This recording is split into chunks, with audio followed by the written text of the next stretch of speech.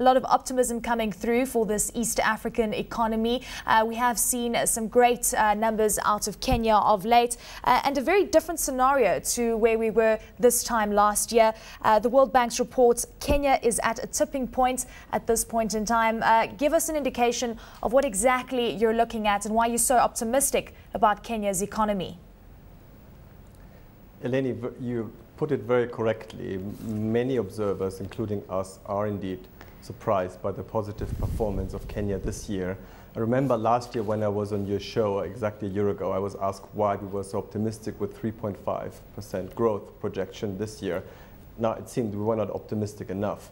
The main factors, you alluded to some of them. One was the constitution that has increased business and investor confidence. The other is increased investments, especially in infrastructure. And the third one, which is the special topic of our report, is the ICT revolution, which has had enormous impact in Kenya, like in other African countries. You do say, though, that this economic growth can be reached if there are no shocks going forward. And we are alluding to political shocks, the food crisis, which we know also crippled Kenya's economy a couple of years ago. That could still be a reality into 2011. How has that then been factored into the overall growth scenario?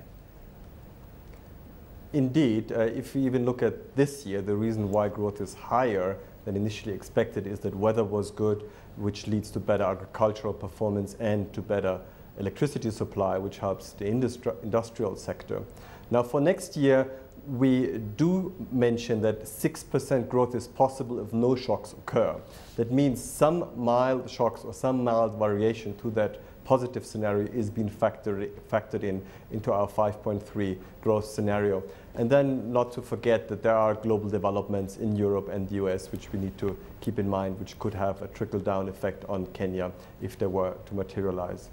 Looking at Kenya's ICT space, the telecom space, because we're seeing robust growth coming through, and in fact it's really changed the lives of many people with banking and financial institutions teaming up with some of the telecoms companies. In fact, if we didn't see the ICT sector growing significantly, that would have actually been a dampener for the overall GDP space. Is this also going to be a massive focal point for the Kenyan economy going forward?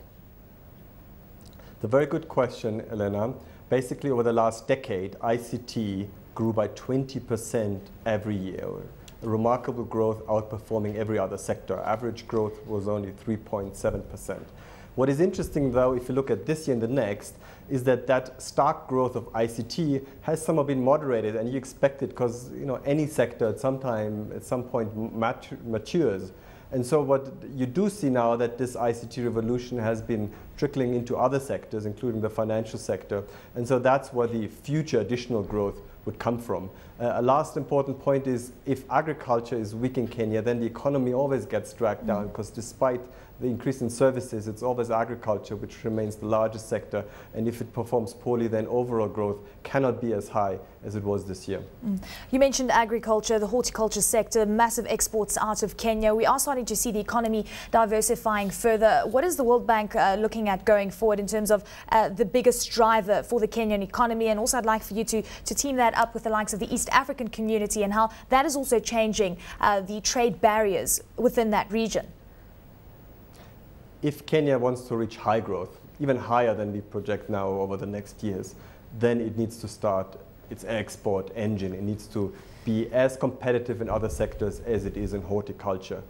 What is interesting to observe is that a lot of the Kenyan exports, and that's more than 40% to the COMESA region, go to Africa. And we already see the benefit of the integration in East Africa and in the broader African region. And you reported on this just previously when you spoke about the oil expansion of the South African oil company. So these are important signs, and they actually explain why Kenya and other countries weathered the crisis so well, the global crisis. It is because there are lots of regional dynamics that the country and the continent are benefiting from.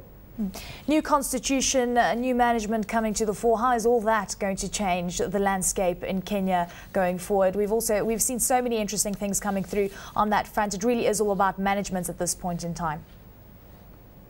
Yeah, maybe let me first mention a broader point, given Kenya had that and still has a difficult reputation with respect to governance, and there are very good reason for that, because corruption is still a major or the major problem. However, some pockets of government have actually worked very well. If you look at macroeconomic management, or if you look how the government and regulation enabled and empowered mobile money to become that revolutionary tool and have Kenya being the biggest mobile money platform in the world. And so the constitution does what it does. It adds on to that broader positive sentiment that key elements in government are now ready to tackle Kenya's big governance issues. But the proof would be in implementation, and that's what we and many others are watching for over the next month and years.